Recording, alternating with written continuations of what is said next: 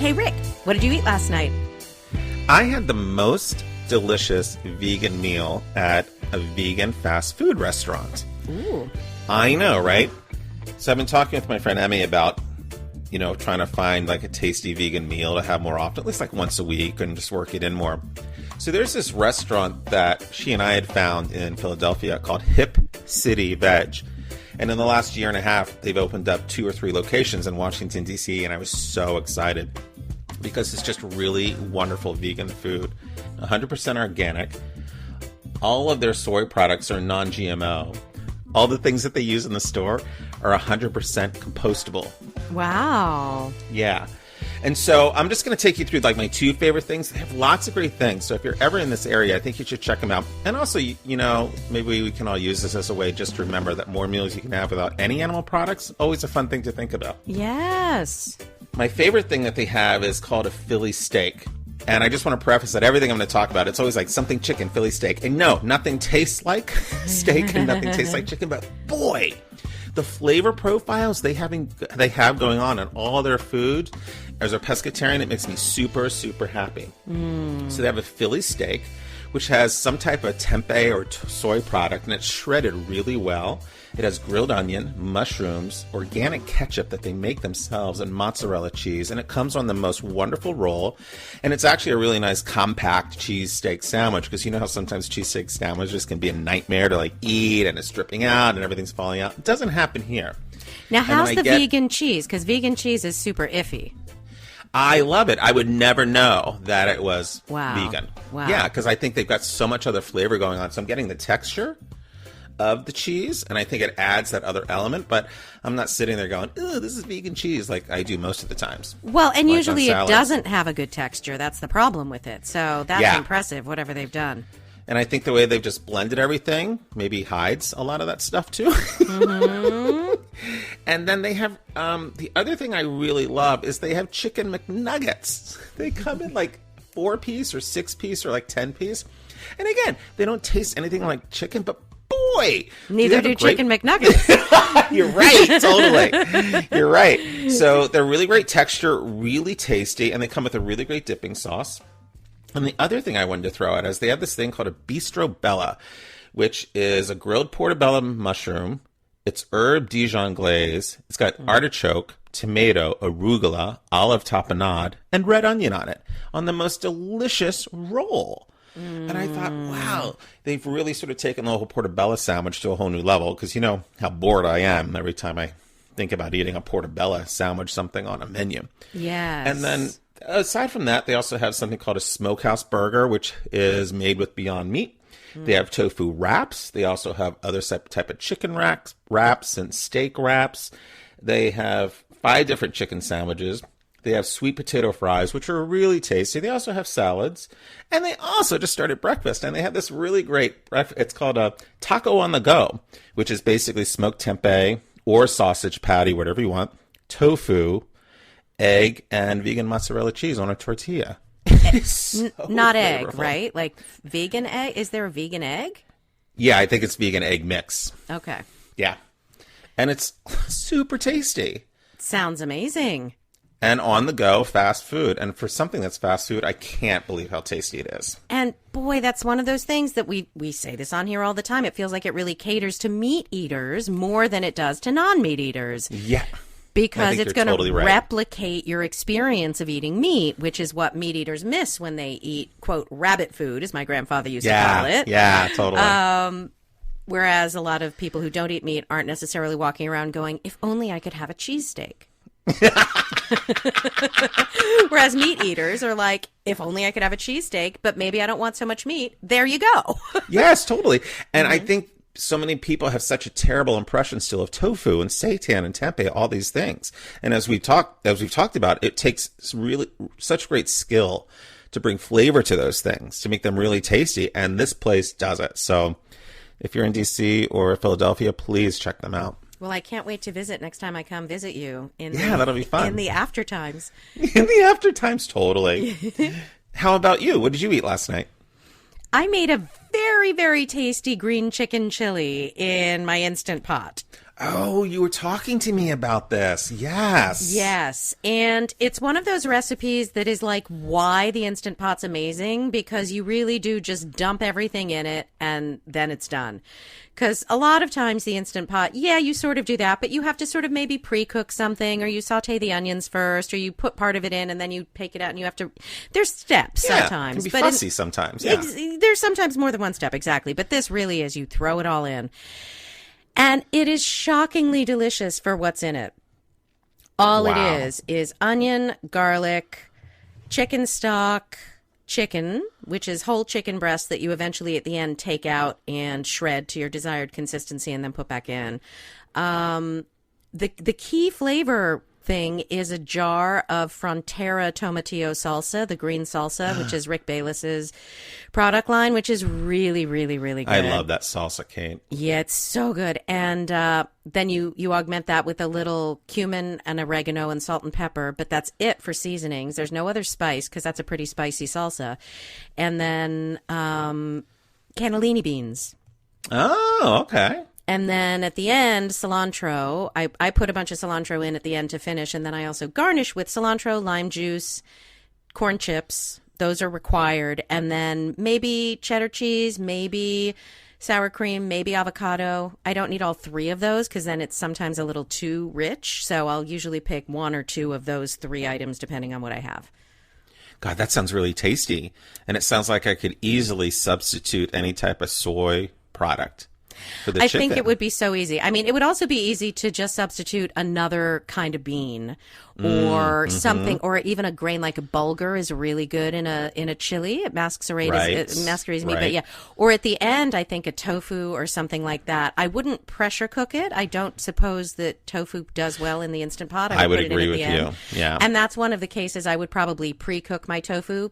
If I wanted it cooked, I would prepare it separately and then just stir it in at the end, basically. Yeah. But it would be absolutely easy. But also, having eaten this, it would be, if I just had more beans and no chicken, I would hardly notice. Wow. I mean, it's really great. Like, I would add some maybe pinto beans. Like, I would still stay on the light side of beans, light colored beans, and just add more beans. If I were going to make this veg, that's how I do it.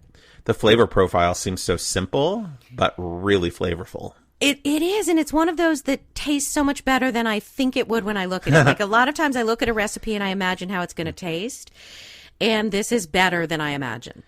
Excellent. Yeah. Nice. Really well done, Kate. Thank you. Hello, and welcome to another episode of You Won't Believe What I Ate Last Night. I'm Kate. And I'm Rick. And this is our ongoing conversation about food, health, and weight management, and our endeavor to be and stay healthy in a really tasty world. With love, kindness, and compassion towards ourselves and others. Season 5 of You Won't Believe What I Ate Last Night is brought to you by Smart Building Technologies, a leading provider of green technology at home and in the workplace.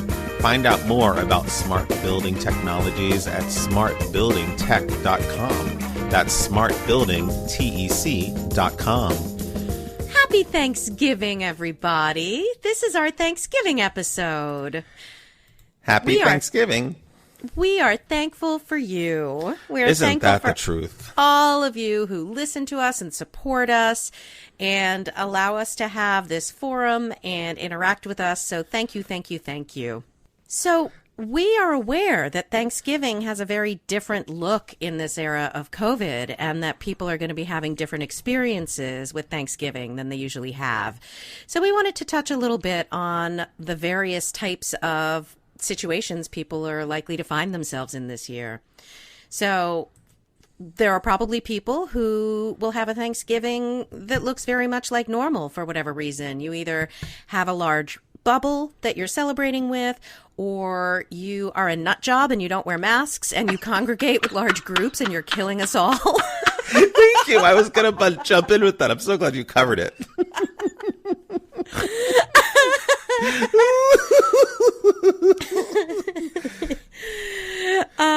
So that's one group. And so we'll have some thoughts for you. And then there's another group who is probably going to have a modified Thanksgiving where you'll still be with somebody, either one or more people, but it's going to look very different and smaller. And then there's maybe a group of people who aren't going to be with anybody. And so we wanted to talk a little bit to each of those. So the first group we're going to talk about is really this group where you're going to have a traditional Thanksgiving. These first things that we're going to talk about are for folks who are still going to be in a relatively large group that might have a buffet, that might have food options that could be potentially dangerous. So we know this doesn't apply to everybody, but if it does, here you go. And if not this year, then presumably another year. You know, when we think back to the very first episode that started our podcast series, it was entitled, wasn't it, Step Away from the Buffet? Because we started in December of one year. And then I remember you posting a photo of you sitting at the buffet after we aired that episode. I just put my chair right next to the buffet table because I was tired. Yeah, from all the eating? Yeah. Yes, and the canvassing. It was a lot going on. Exactly. And we know you're trying to get your steps in, but getting those steps in all in front of the buffet may be misguided. All right. I'll try and carry that with me. And really, we keep saying buffet, but it's the same at a table. Yeah. A table that has a bunch of stuff at it. It's sort of the same idea. Yeah. Yeah. So, yeah, exactly. Remember why you're there. Yeah. Another thing to think about, and this is something we've talked about, but probably not for years on here, is the idea of making choices about what you want to include and not just choices about what you want to exclude. So if you have a vision that you want to eat a lot of vegetables or whatever, focusing on the veggies. And, you know, at Thanksgiving, a lot of the veggies aren't necessarily healthy either. There's not always a healthy veggie option. Yeah. But focusing on sort of loading up on the stuff that is healthier that you also like will just organically limit the amount of the less healthy stuff that you literally have room for. Yeah, good point. Really good point. What about alcohol, Rick? Should you just start drinking from the minute you get there and never stop? That's what I do. Look how happy I am. Yeah, so a couple things, right? So, as always, don't drink and drive, number one. Two is we got to remember about alcohol. It's dehydrating. It's a diuretic. So that's ultimately going to affect how you feel. So you really want to make sure you monitor how much you take in. I also think it's really important if you want to drink, that's cool. But a way to stay healthy is alternate one alcoholic drink with a glass of water.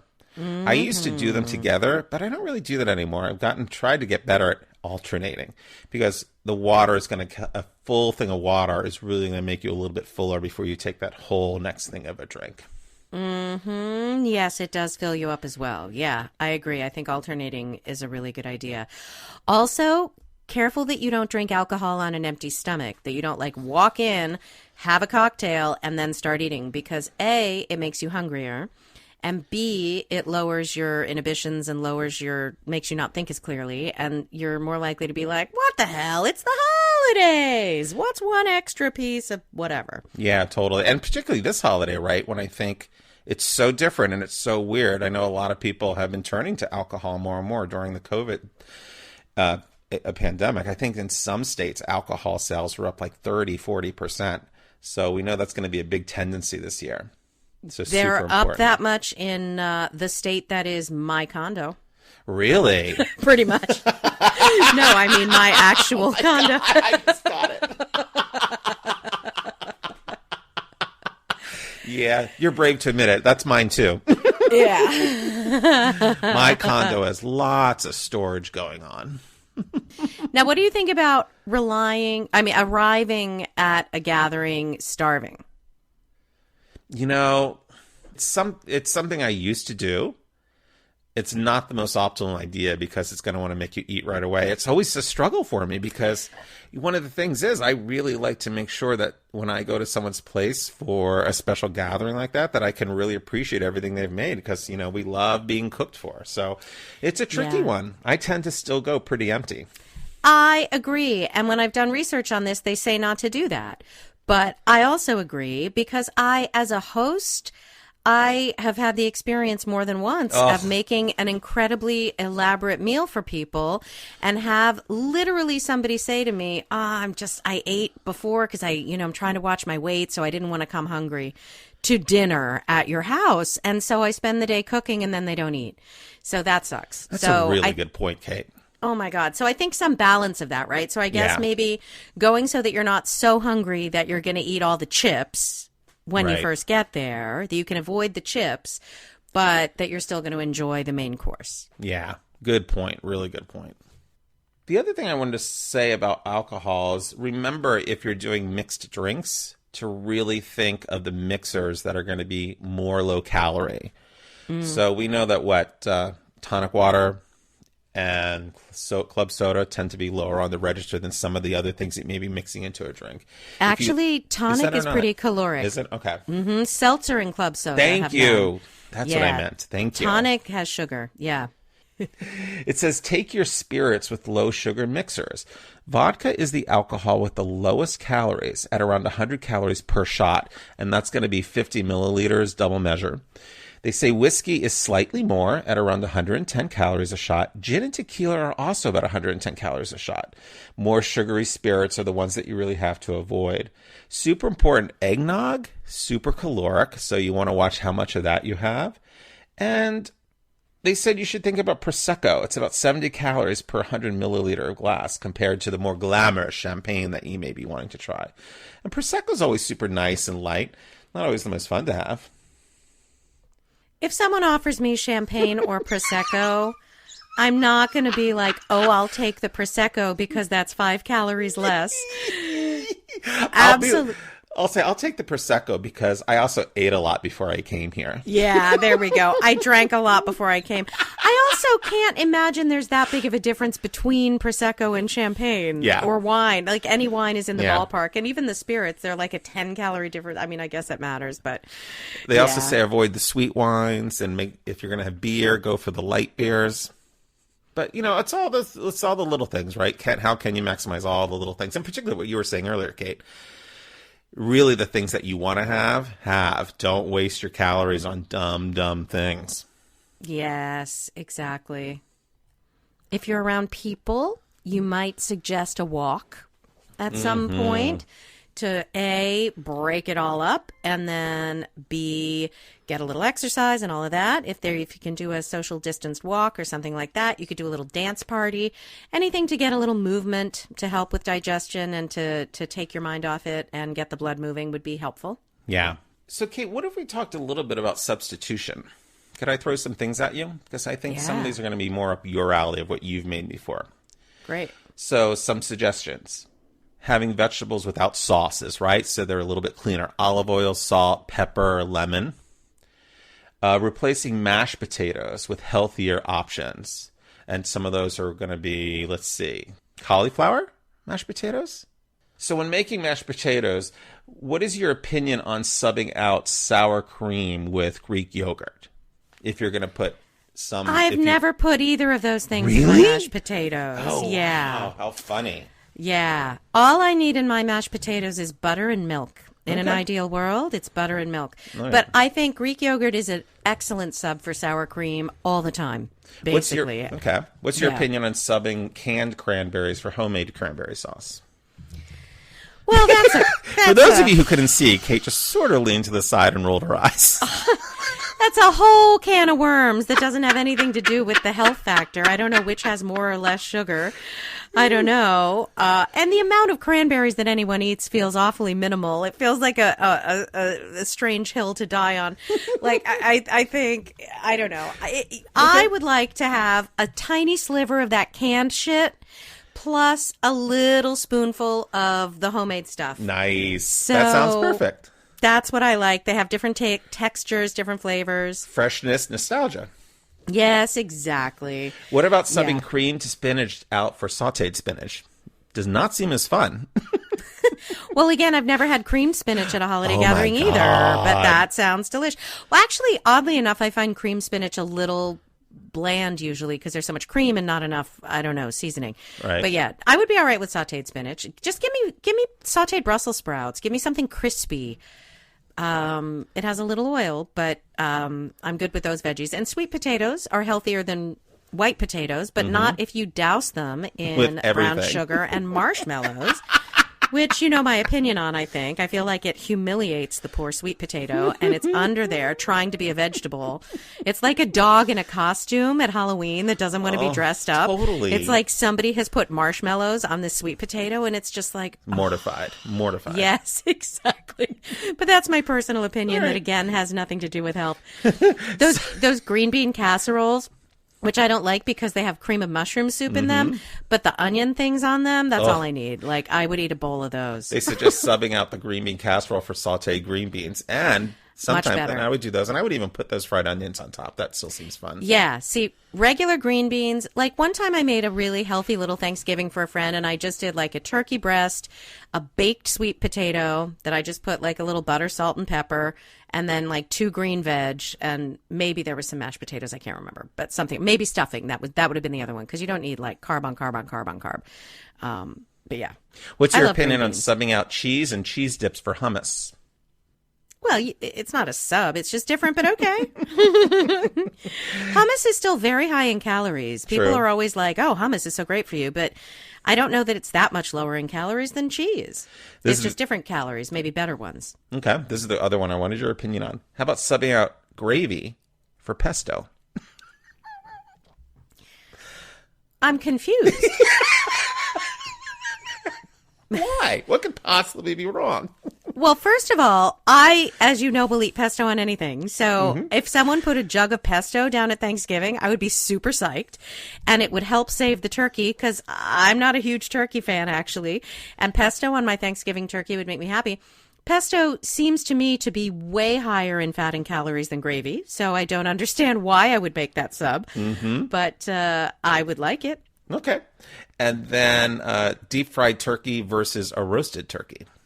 I have never tried a deep fried turkey. Really? Okay. No. And again, once you get past the skin, I'm not sure how much that matters. When you get it into the meat itself, I don't know how the preparation affects the actual meat. Okay. Outside the skin, or rather inside the skin. And they suggest when choosing meat, choose white meat over dark meat, because it reduces the consumption of fat and cuts back on overall caloric intake. Do you understand how little that difference is? It is the tiniest difference. When I was on that phase where I was eating 1,200 calories a day for like a year and a half or whatever, and I was counting every single calorie, and I looked at the difference between white meat and dark meat, I remember at one point being like, wait, what? Like...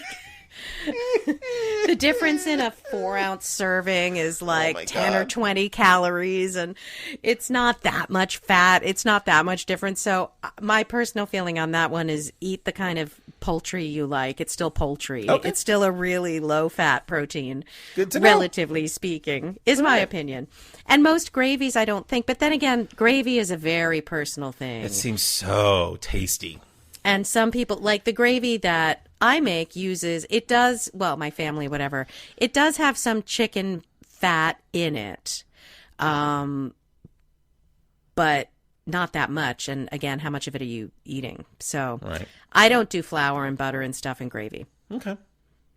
And then really the second grouping we've been thinking a lot about are the people that are going to have a modified Thanksgiving. And these are the people that you'll maybe a much smaller group. Maybe there'll just be one other person. And really what it means. And Kate, you had said something so wonderful before we went on air about how having Thanksgiving with one person can mean just as much to you as having dinner with 20 people. Yeah, I love Thanksgiving. And this is a place where, if you guys have listened to our previous episodes about Thanksgiving, you'll know our opinions that I have a much stronger affection for it than Rick does.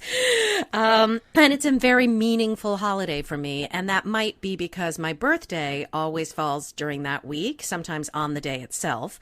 But it's always around there. So I've always kind of connected it to gratitude. And I love that it's a holiday that's about gratitude and food.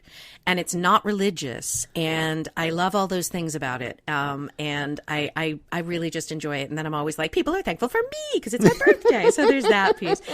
So I do love it. And I've always had a small family. So I've never had these huge, enormous family things, nor have I had the gift of crazy people. Like, apparently everybody's crazy family drives them nuts on Thanksgiving, but I love when I'm at someone's house and their crazy family is there. It's so much fun to me Oh my to be around other people's crazy families. So there was a period where it looked like I might end up being alone for Thanksgiving this year, which is heartbreaking for me. And so I think that's not going to happen. I do think I have a friend. She's COVID testing and going to come in, and we're testing and isolating and all that. So I think I will be with one other person, which is really the thing that's the most important. It would have made me really sad personally to be completely alone.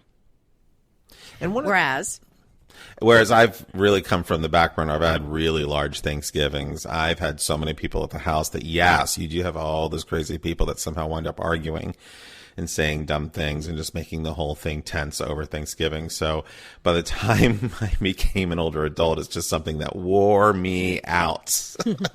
And really, ever since my parents passed, one of the blessings of their passing, because they passed within 5 months of each other, one of the blessings is like, oh, wow, I don't have to do these huge family things anymore. It was such a freedom. So I actually am the person I'm perfectly fine being alone on Thanksgiving. It doesn't really bother me. And I also would prefer a very, very small Thanksgiving over a large Thanksgiving. And I was just with a couple people the other night, and two of them said that they choose to have Thanksgiving alone. They like it. One of them makes herself a turkey leg every year and has this contemplative day. And I think that it has a lot of appeal for some people. Some people make that choice anyway. I am not one of those people. And it really goes back to what you had already spoken about. Gratitude is so no matter how different your holiday is, where is the gratitude that you can focus on? So if you are doing this smaller gathering and it's not the big thing that you're used to, just take a moment and remember that you're very lucky, right? You're very lucky that you have someone in your bubble, someone that you can come over, someone that's safe and also just not sick, and that you really just have this moment, because this is really the big benefit we've just found over about this pandemic, right? Is that some people are spending large amounts of time with other people, just one or two other people, and to really take advantage of it, particularly if you're in a family unit, right? You're spending a lot of time together. So that is something to be really, really grateful for, and to remember that, because you could also spend the whole day worrying and being annoyed, right? That it isn't what it is. So super important to remember that. Mm-hmm. Another benefit of a smaller group is that you can make modifications to the traditional menu if you don't normally have that freedom. So I remember one time I made Thanksgiving for one other person, and I think I got a turkey breast, and I made like a baked sweet potato. So they were still sweet potato, and I made some kind of green, probably broccoli, I don't know. And maybe there was normal mashed potatoes, but probably not with a baked sweet potato. It's probably very, very simple, and gravy, because I'm all about the gravy. So it was super simple and manageable, and still reflected the tradition. So this year I think I might, because I'm cooking, I think I'm going to do chicken. I think I'm going to roast a whole chicken. Because I don't really like turkey very much. I can eat it. It's all right. I don't hate it, but I don't prefer it. So I don't typically choose it. So I think I'll probably do chicken. I'm not exactly sure where else things are going to go. Probably some kind of stuffing, because I know both of us like that. Ashley wants to make a hollandaise, because for her, that's really important on Thanksgiving. So cool. I don't know how I'm going to handle the potatoes yet, but I'm looking into it. And there's going to be some kind of Brussels sprouts, I'm going to say. So you can modify in a way that will please your palate more than it might if you have a whole bunch of people who are expecting something traditional. Yes, let's call it target cooking, right? That you're going to cook what you want, and particularly in the quantities that you want, because as you know, we've talked about this whole idea that happens over Thanksgiving, that there's so much food, and then it just becomes this gauntlet of people trying to shove it into your hands as you leave the door, because they want to get rid of all the extra food they've made. So this is another way when you're with someone, just to, with one or two, a smaller group, is just consciously cook, right?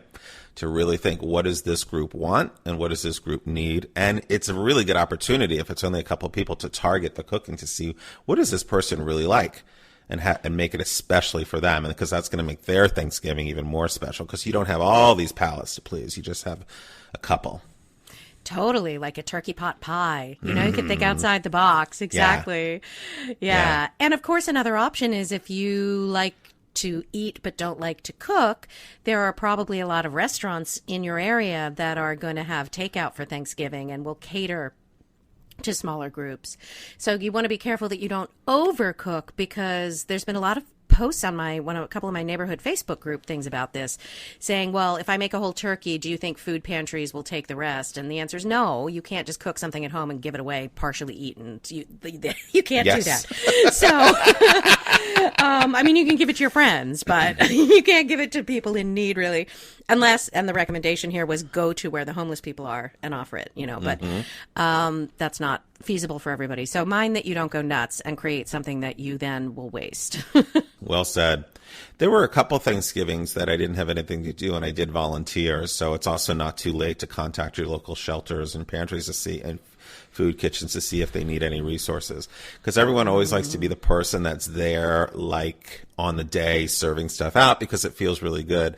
But so much of that work really happens the day before and in the early mornings of when people come in from like 4, 5 a.m. on, so that they're ready for the onslaught of people coming in at noon or after. So that's something great you can do too.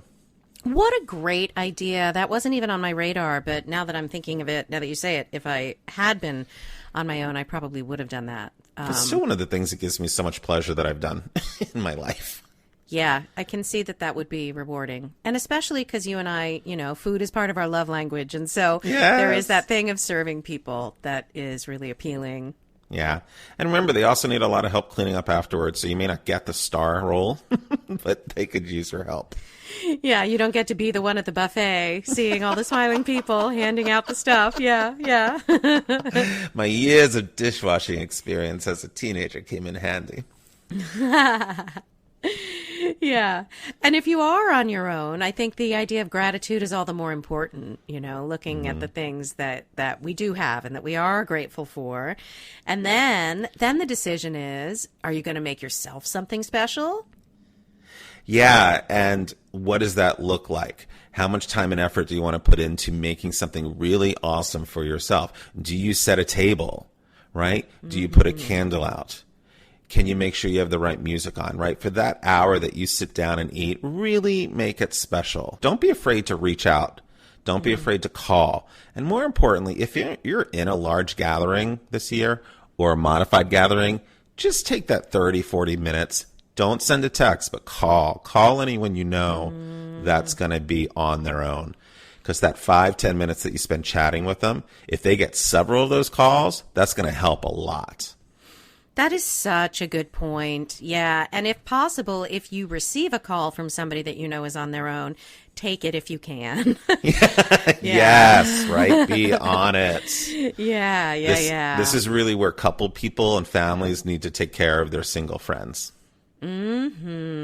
Excellent point. So I was thinking if I was going to be on my own, I wasn't sure whether I was going to go like the full Monty and make myself something really special, like you're saying, and set a table and light a candle and make it all pretty and special.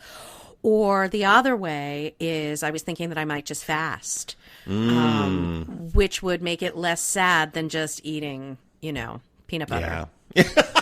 Peanut butter. Whatever. Totally. Yeah. Or leftovers from my freezer, Yeah. And also one of the things I had thought about this year was, because I haven't quite figured out what I'm doing yet, but if you are going to order in either for a small group or by yourself, think about finding, if you can afford it, a little bit of a higher end place to really treat yourself. Maybe that restaurant that may be providing meals the day before or delivering day of, or that you can go pick up something special that you don't get a lot of, or maybe you would only buy once a year, right? So really allow this day to be your special treat to yourself for something special if you're going to buy out. Totally. Yeah, and if you're not with all the people that you want to be with, in addition to staying in contact with those people, if you find that there's this space of time in the day, what do you want to do with that? Do you want to go outside and take a walk? Do you want to throw a frisbee around? Do you want to watch a movie? Watch TV? Like, is there music you want to listen to? Like, coming up with ways to make it a special day, particularly if you're feeling that some of the specialness has been taken away this year. Absolutely. And this ties into what I was thinking about earlier, which I couldn't remember, which is have a plan if you're on your own. Don't get up, right, and suddenly have no idea what to do, when to do it, and then just sob back into your pillow. You know what I mean? which I could maybe do. Hypothetically. Yeah. I actually tend to have plans. Either it's a movie or two I know I definitely want to watch. Older movies, holiday movies. I would definitely plan like a yoga thing, a yoga session and a meditation session. And then I actually would plan those times that I'm going to reach out and call, like in the early morning or early afternoon or late morning, early afternoon, when I know before people are getting into their festivities, to really connect with people. So make sure you have a plan so you're not caught off guard by everything. As always, as Kate said in the beginning of the show, we're so grateful to you. And we're going to be even more grateful when after this episode you rate and review this podcast. Yes, we appreciate that. Show your gratitude for us by giving us 5 stars, please. Do not rate us if you do not like us enough to give us 5 stars, though. Yes. We don't need, somebody gave us 2 stars. Who the hell are you? Who gave us 2 stars? There's one person. We're coming for you, 2-star. Exactly, 2-star. That's what we call you. But our dear friend Krista, friend of the podcast, Krista, mentioned that she was like, oh my gosh, are you supposed to rate every episode? Because now we say it all the time. She's like, I didn't realize I was supposed to rate every single one. And we looked into it. I don't think so. I think even though it looks like you can hit the stars at the end of each episode, I think it all just goes into the central data bank. So once you've done it, you don't have to keep doing it anymore. You just have to hear this and tell your friends to do it. That's your job. And if you've already done that, then your new job is to tell a new friend about our podcast. Exactly. Well, happy Thanksgiving. Gratitude to all. And we hope you have a wonderful day.